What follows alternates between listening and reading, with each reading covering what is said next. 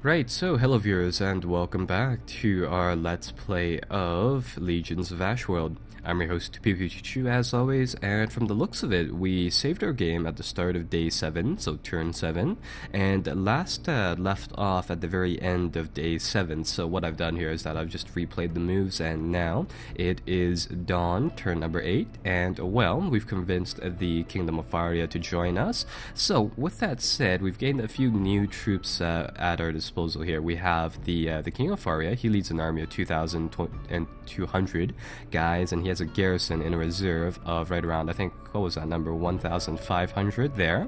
And in addition, we've also gained 2 more keeps. We have 2 more commanders leading small groups of 500 and 400 respectively over here, and garrisons of 200 here and there. So, moving forwards inside our campaign, of course, one of the things that we want to do is just to reconsolidate our troops. But in addition to that, we might also want to perhaps put a spy into the back ranks of the Empire over here to check up on their fortifications, seeing as how, I mean, rationally speaking, since they're launching this large offensive, I highly doubt that they have very many garrisons, and if we're able to sneak an army in there, we might be able to do quite some damage raiding their keeps and all that. So, anyhow, moving forwards from there, what I'll do right now is we'll talk a little bit about the garrison system inside the game, and in general how strength here and the currency or the economy inside the game works. So, strength is it's a modifier on units. It determines their combat and their movement ability on the map here. So, if they're fully healed up, if they have a high number of strength points left, they can move fast, and in general they use less time to do it. Wizards here can cast healing spells to revitalize their troops, but it'll have quite a lengthy cooldown as well, depending on how much strength needs to be healed up. So anyhow, I'm gonna cast that with our person over here, our wizard guy over here, first and foremost, mostly because I think I'll make him our spy for now. And we'll get them back to full strength like that. With the wizards, you don't really need to have supply wagons following them. More so it's rather nice that we can just cast that spell. And as you can see, he can pretty much keep himself at full strength using that healing spell. I'd say practically forever, seeing as how it's more or less meant for big armies. And in the meantime, what we can do here is that, again, we want to keep our strength high, and what I'm just going to try to do is just reconsolidate our forces in the Kingdom of Faria. So, whatever troops we have here sitting inside a keep, we'll try to heal up. So get these guys healed up. With the infantrymen and the people that you lead, their little strength bars aren't some sort of linear fashion. The more you spend, or rather the higher it is, the more time they will need to rest to get closer to that 100%. But in general, it's worth doing to keep them well stocked and all that. And we'll just do some movements here. We'll cast another healing spell here, so this army with 2,000 troops can get a bit of a head start there. And I think that'll be just turn 8. So we'll move our troops back, and at the start of turn number 9, I suppose, I'll show you guys how the economy for the game can work there. So every turn, as you can see here, I mean, you get this report of battle casualties, and from the looks of it, they've overturned 2 of our garrisons back inside the land, so that's that. And, well, it'll list the casualties and, of course, our own numbers and enemies, but more importantly, we have this gold income mod or value right here. So how this works is that as your troops just, in general, go about the lands, you'll obviously form these garrisons and in general build up gold reserves through just in general holding lands here and there. I believe how the game puts it is that these garrisons or these keeps inside the lands have a unknown sized zone of control around them, and what effectively happens is that they get taxed. Well, as you may have noticed, I mean, everything inside the game practically comes down to using gold coins to, of course, buy more recruits, and in general just more guys in here and there. So with that system said, keeping a fair amount of these keeps garrison in general, making cash for us, will be important, but you do have to balance that idea of how many of you want to keep, seeing as how, as you saw there, we don't exactly gain a terribly large lot of money per turn from keeping these locations. So those 20 coins can buy exactly 20 infantrymen. Comparing that to the losses, as you can see, is quite hefty. But do bear in mind that if you indeed win the battles, you do also get some cash off of looting the enemy's forces there. So here's what we'll do. We'll send our scout ever further here, checking out some of the lands inside this region. Namely, seeing what do we have inside the Empire of Arath here, namely where their troops are located. And yikes, it looks like they have quite a big army here inside the back here of right around 8,000 troops. Even if that isn't, say, an exact report, I mean, that secondary army will, of course, bolster its forces even more. Right. So, inside the meantime, I think our scout is inside a good position. He can do its thing. And let's try to get our armies just back near Emerald, because right now these guys are getting very, very dangerously close to our positions here. And unfortunately, I'll have to sacrifice the 100 warriors garrison. They will, that'll hopefully take a day to siege and attack. So hopefully our guys here will be able to flee and, of course, get into Emerald City before that. And in the meantime, I think what I'll do here is that I'll also send down 2 more troops. So I'll get our envoy over here off I don't know. These names are, to say the least, difficult to pronounce. And I think I'll get this guy as well to come over here.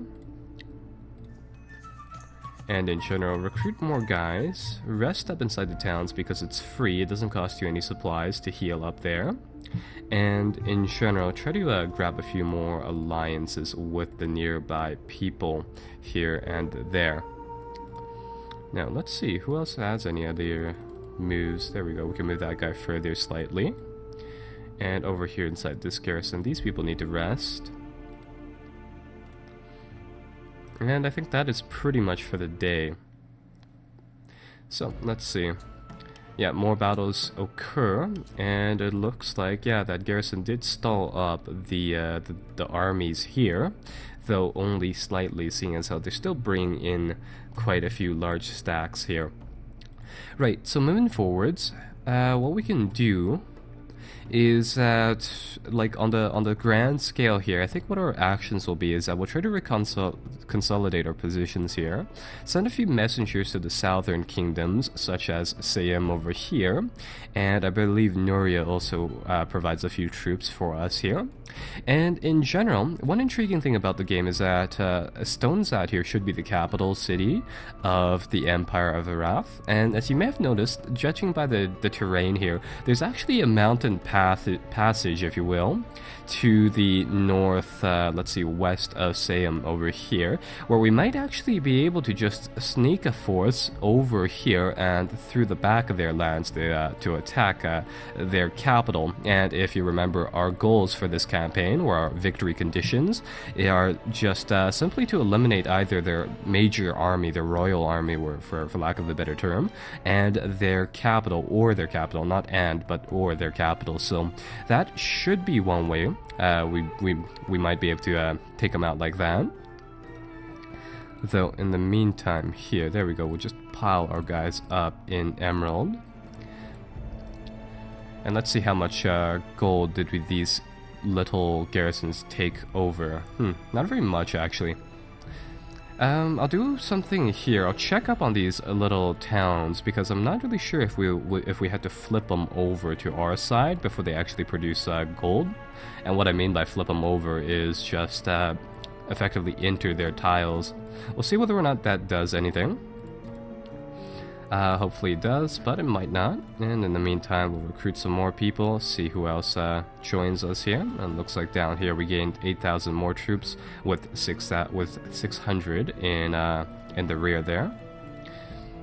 This force can move to the temple, and temples you can heal our guys up here with some magic or something like that, I believe.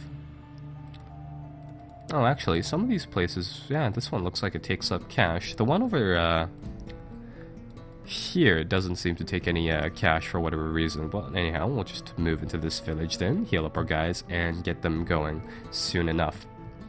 So, 2 big armies here. With our army of 7,000 troops, we might be able to actually go on the offensive here and perhaps delay their invasion by a small amount of time.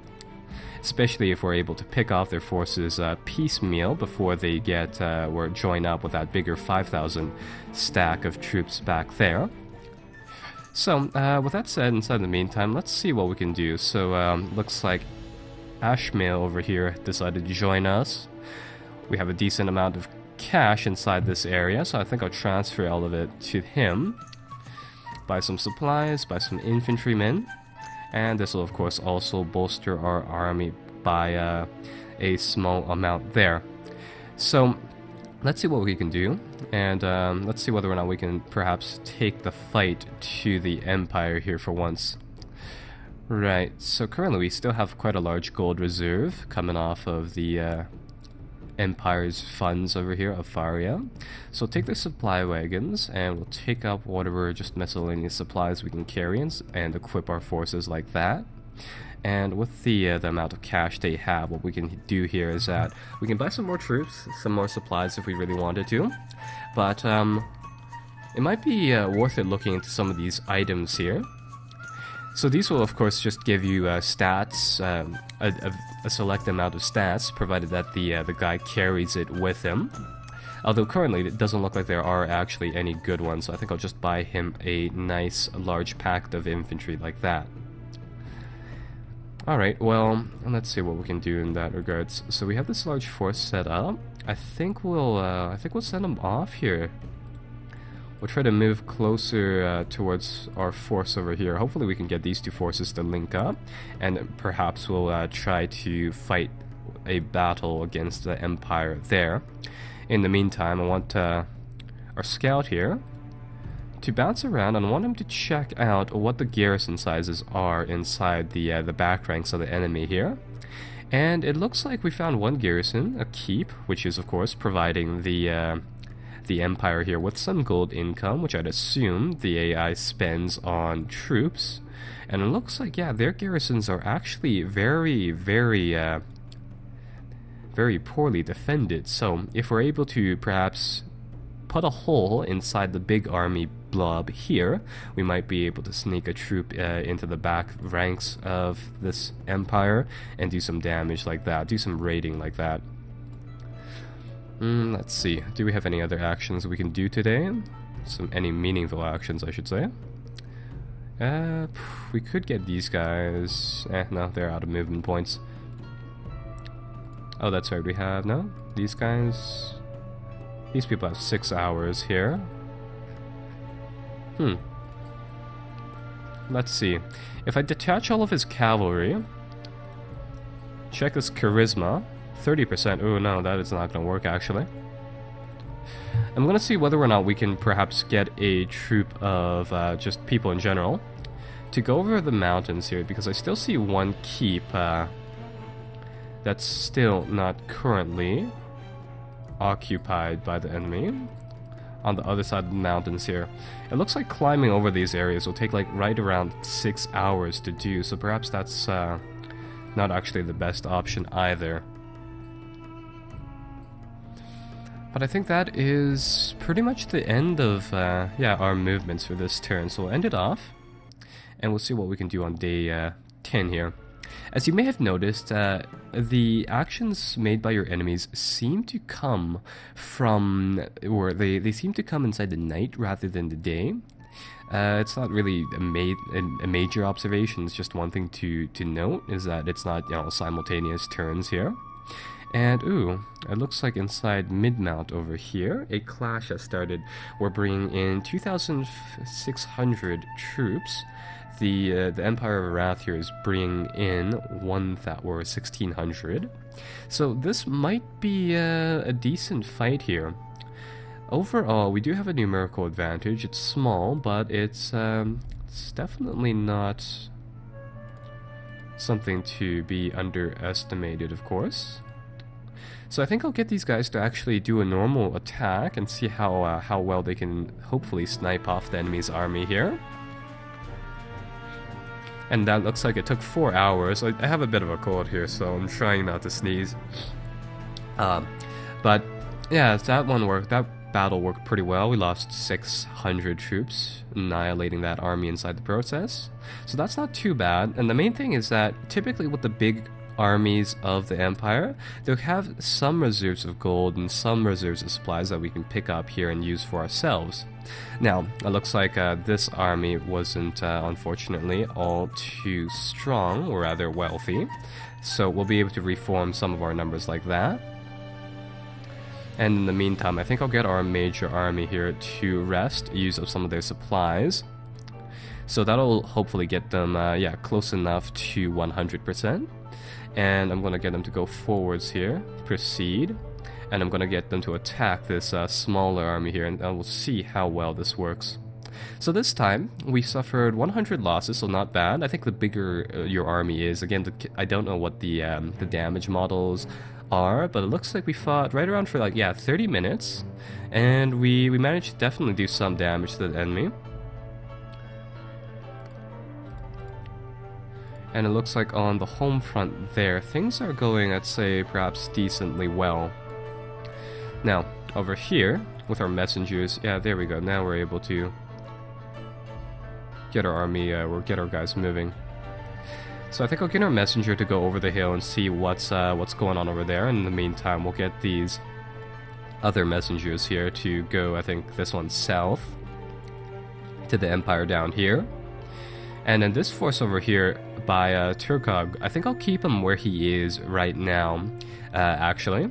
Seeing as how in my previous playthrough, the Empire's attacks here, from the looks of it, went all over the place. Namely, they also used this little mountain passage here.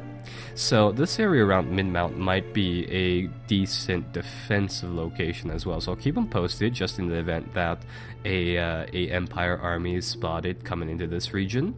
And with that said, we might have to make the special consideration of taking a look at Sayum over here, because it might be actually like conquered pretty much by the time we get there. But that is some considerations for later on. Currently, I think, yeah, that battle is just going to go on for the next few turns. Our army over here, they seem to be fully rested. Yeah, they seem to be alright. So in that case, I'll send them to search. They can usually find a few hidden items here and there. And, well, looks like there's a treasure map that we can buy from a merchant. Though we don't have any coins over here, so unfortunately we can't buy it. And that is something that I haven't seen before. In that case, what I think I'll do here is that I'll get our armies to hopefully link up with our forces here. There we go. And we'll just end the night, and then this battle over here will just continue. Hopefully it being a glorious victory for us. And yeah, we'll really just go off of that.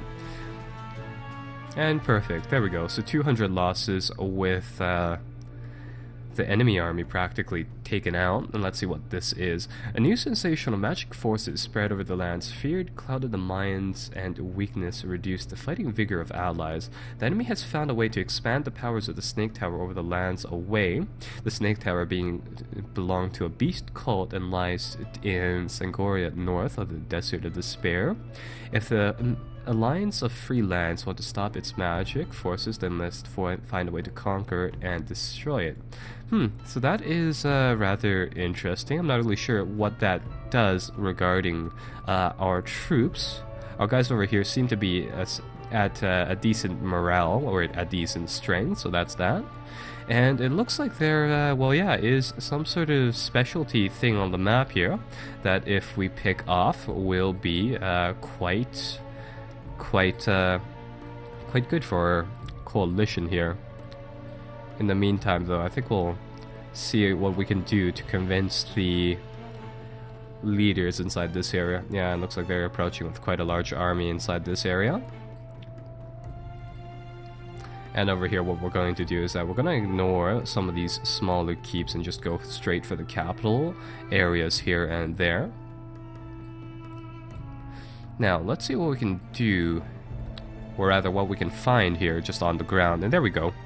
We defeated, I think, what was that, 2,000 troops, and we found 300 gold pieces of just, you know, cold hard cash there.